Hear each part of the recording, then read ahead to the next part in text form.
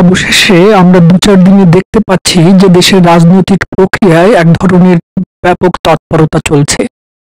এর প্রধান হচ্ছে অন্তর্বর্তীকালীন সরকার প্রধান প্রফেসর ইউনূস জাতির উদ্দেশ্যে ভাষণ দিয়ে তার অবস্থান পরিষ্কার করেছেন।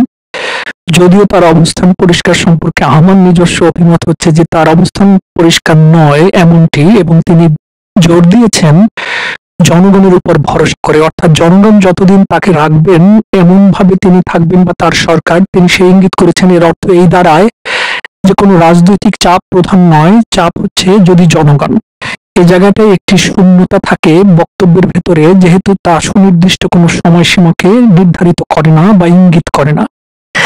তবে তিনি হঠাৎ করে জাতির উদ্দেশ্যে ভাষণ দিয়ে তার এই অবস্থান পরিষ্কারের পেছনে আমি ধারণা করি যে মির্জা ফখরুল এর আগে যেমনটি বলে ভাব করেছিলেন যে তার আসলে সময় দেওয়ার সময় আছে, অথবা তিনি ধীর সুস্থিতে চান যে এই সরকার তার মতো করে সিদ্ধান্ত নেয়, কিন্তু সেটি তিনি হঠাৎ করে পরিবর্তন করে বলেছেন যে তার রাজনৈতিক রোড ম্যাপ, অর্থাৎ নির্বাচন অথবা গণতন্ত্র উত্তরণের রোড ম্যাপ তিনি দেখতে চান অন্তর্বর্তীকালীন সরকারের কাছে। এবং এরপরই আমরা বুঝতে পারি যে এই চাপটি এত বড় চাপ যে অন্তর্বর্তীকালীন সরকার প্রধানকে ব্যাপারে এক ধরনের অ্যাড্রেস করতে হয়েছে। সেই কারণেই তিনি তার অবস্থানকে পরিষ্কার করেছেন। এবং আজকে আমরা দেখতে পাচ্ছি, আসলে আজকে না, গতকাল মির্জা ফখরুল অন্তর্বর্তীকালীন সরকার প্রফেসর ইউনূসের সঙ্গে দেখা করেছেন। দেখা করার পরে তিনি রিপোর্টারদের বলেছেন যে তার আলোচনা সফল হয়েছে। যদিও আলোচনা সফল বলতে আমরা শুধু ধরে নিতে পারি কূটনৈতিকভাবে, অসফল কিছু নয়। যে দর কষাকষি নিয়েই তিনি যাচ্ছেন না কেন,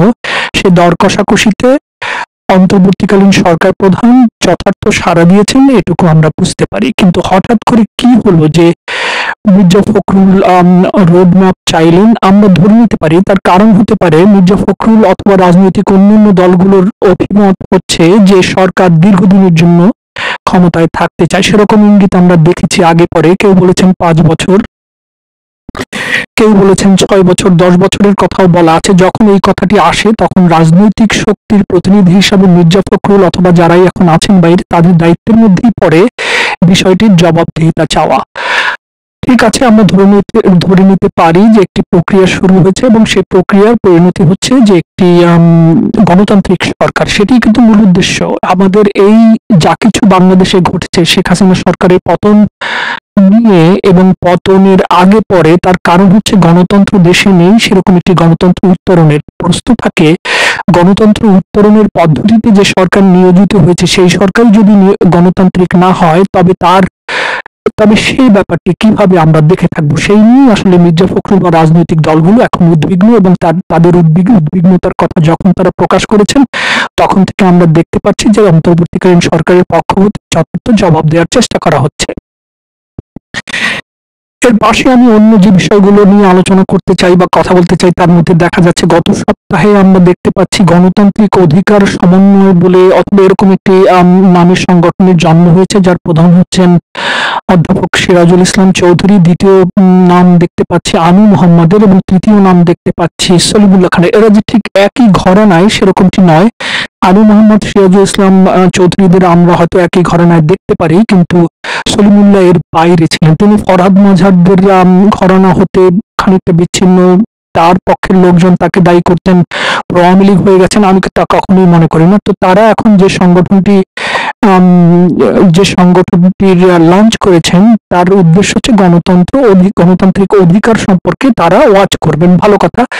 আমার ধারণা এই সংগঠনগুলো যদি আওয়ামী লীগ আমলেও জন্ম নিতে পারতো, সেটা খুব দুরূহ ছিল, যেহেতু আওয়ামী লীগ এমন এক পদ্ধতি গ্রহণ করেছে সেটা সম্ভব ছিল না, তাহলেও দেশের জন্য ভালো হতো। এখন আসলে এটা জরুরি। এরা কি কাজ করবে না করবে সে ব্যাপারে অন্য আলোচনা, কিন্তু এই কাজটি ভালো হয়েছে যে গণতান্ত্রিক অধিকার বিষয়ে সমন্বিত একটি প্রচেষ্টা এই সংগঠনের পক্ষ থেকে থাকবে, যারা হয়তো পরামর্শ দেবে অথবা যারা হয়তো অভিমত দিবে, যারা হয়তো প্রস্তুতি তুলবে যে কি হচ্ছে কি হচ্ছে না এই ব্যাপারে। ঠিক একইভাবে অবশ্য আজকে আমরা এটিও গতকালের কথা, যে সেন্টার ফর গভর্নেন্স স্টাডিজ, যার প্রধান হচ্ছে আমেরিকার ইলিনয় স্টেট ইউনিভার্সিটির রাজনৈতিক বিভাগের প্রধান অধ্যাপক আলী রিয়াজ। তিনি সকলের কাছেই চেনা লোক বাংলাদেশে, এবং তিনি এবং তার সঙ্গে অন্য যারা আছে, আমি সকলকে ওভাবে এখন চিনি না, বা জিল্লুর রহমানের ছবি দেখেছি সঙ্গে।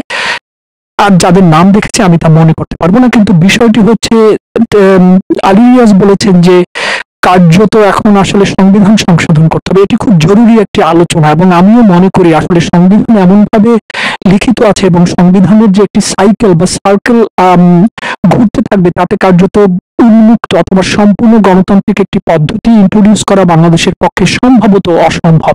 সেক্ষেত্রে আলী রিয়াজ বলেছেন এভাবে যে যা কিছু স্পর্শ করা যায়, কারণ সংবিধানের সবকিছু স্পর্শ করা যাবে না, যা কিছু স্পর্শ করা যায় তার ভিত্তিতে যদি রিরাইট করা হয়, পুনর্লিখন হবে, পুনর্লিখন করা হয়, তাহলে গণতন্ত্রকে পাকাপোক্ত করা যাবে। আমি এই বিষয়টির সঙ্গে সম্পূর্ণ একমত। এর কারণে যে একটি সংবিধান থাকবে, সে সংবিধান স্পর্শ করা যাবে না, স্পর্শ করা যাবে না বলে স্বৈরতান্ত্রিকতা বারবার জন্ম নেবে। তার চাইতে সংবিধানকে স্পর্শ করে আমরা সেই ধারাগুলো যোগ করতে পারি, যে ধারাগুলোর উপরে ভর করে একটি গণতান্ত্রিক প্রক্রিয়াকে সামনে নিয়ে যাওয়ার ব্যবস্থা করা হয়।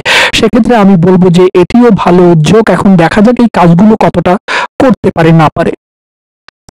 আরেকটি বিষয় আমার মনে হচ্ছে যে আমি শুরু থেকে উদ্বিগ্ন ছিলাম যে আওয়ামী লীগের মতো একটি দল, এবং এখনো আমার ধারণা সকলে একমত হবেন, সবচেয়ে বড় দল এবং সবচেয়ে বড় দল যার গণভিত্তি সবচেয়ে শক্তিশালী, সে দলটি স্বৈর তান্ত্রিকতা চর্চা করার ফলে ক্ষমতাচ্যুত হলে পরে তার জনগণকে বা তার সমর্থককে বাদ দেওয়া যায় না।